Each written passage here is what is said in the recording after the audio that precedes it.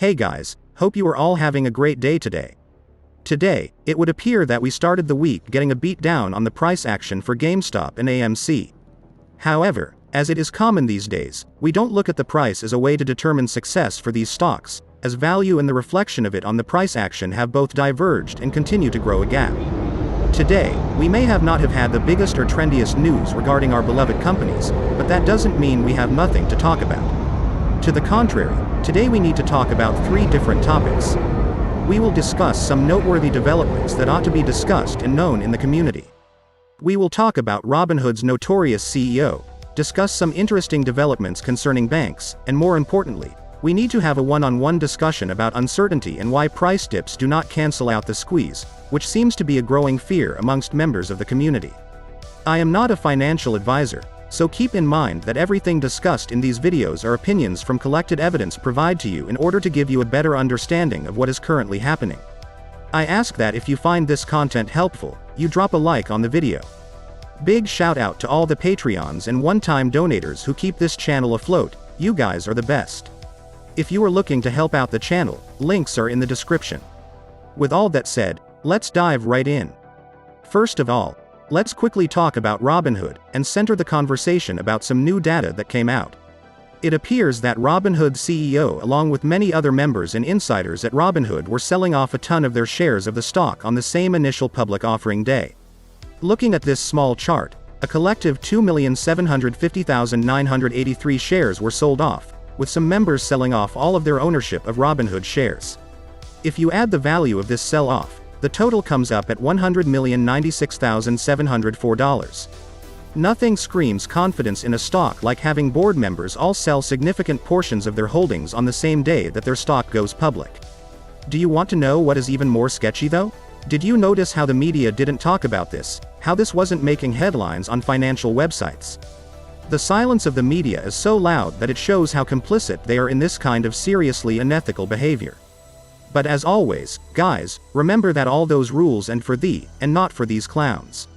For clarification, the way they went about having their initial public offering actually allowed them to sell off all these shares on the very same day they went public. There is not a lot to look at that from a legal standpoint. What is noteworthy in all of this is the reason as to why they would go about going public in such a unique manner. It really doesn't speak to their own confidence about their company. Disgusting behavior by people who were blocking retail traders from being able to sell and buy securities when things were most convenient. I will never invest, nor will I short this company because it is synonymous with trash. Second thing we need to discuss comes directly from one of the biggest banks in America. In fact, it ironically comes directly from Bank of America. The bank filed a Form S-3 with the SEC. In it, the prospectus discloses how they are looking to possibly sell up to $123 billion worth of debt securities, warrants, purchase contracts, preferred stock, depository shares representing fractional interests in their preferred stock and common stock. Guys, needless to say, this is something very serious, and we need to stop and stand back. We need to think about what is really happening and more importantly, why it is happening and why now. Bank of America has been a lot of offering as of late, some which we have covered in depth on this channel before. Remember the bond sale of $15 billion? Or the other $2 billion bond sale to supposedly help fight inequality in minority communities? Check this out guys. The same filing reads, and I quote, "A resolution under our single point of entry resolution strategy could materially adversely affect our liquidity and financial condition and our ability to pay our obligations on our securities." They want to sell because they need that cash on hand to help pay for obligations. I think it would not take a wrinkle-brained ape to figure out exactly what obligations could materialize in the near future that would need this much cash.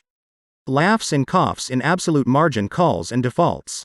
These events are not happening for no reason at all, especially under the current set of circumstances happening in the overall market and especially with the new rulings and amendments being pushed by the DTCC almost on a monthly basis. If I have learned one thing is that nothing is ever an accident in the world of finance.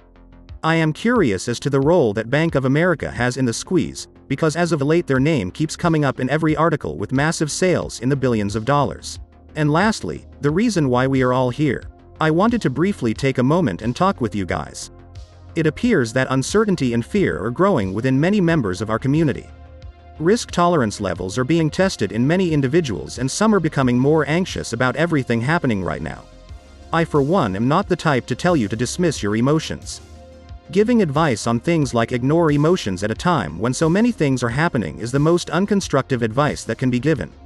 I want you guys to take in all the uncertainty and not ignore it, but instead confront it.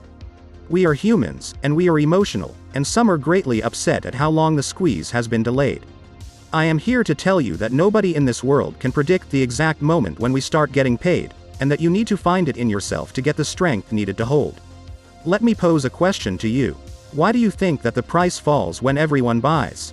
I mean, I make a small daily segment on these videos where I give you guys the buy and sell order flow from one of the biggest brokers in the world. I have recently made a video showing how much institutional ownership of GameStop and AMC is growing. So, if all the data shows that everyone is buying, I want you to ask yourself, why do you want to sell? If you are not convinced about the squeeze, what changed? Because you have been investing for presumably months?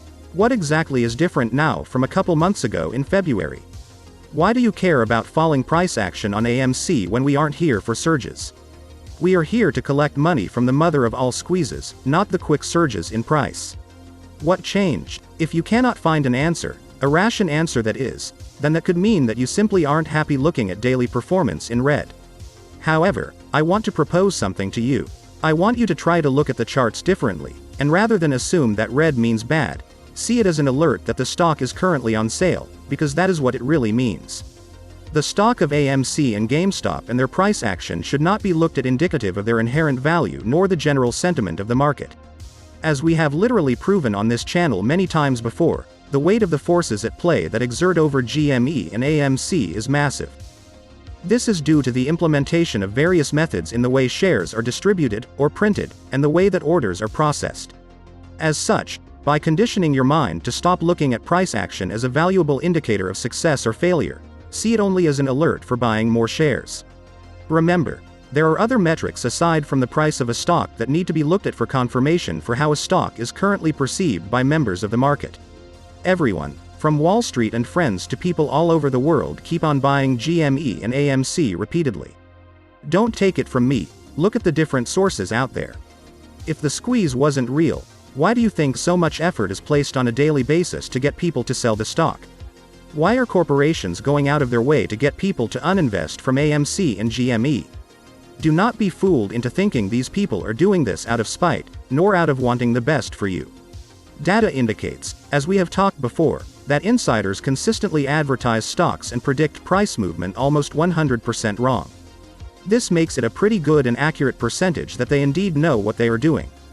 In fact, if you were to invest in the opposite play that they advise, you are almost guaranteed huge returns on your investments. If that is the case, and I advise you to go and look and research to verify yourself that what I say is true, wouldn't it make sense to keep on buying GME and AMC? I know that the source of anxiety over holding GME and AMC when things look red originates back to uncertainty. Uncertainty itself is not knowing or being unsure of something. As such, the problem doesn't lie in that you don't know what is going to happen with the stock, but rather that you are ignorant in much of the needed material and data that supports the case for the squeeze.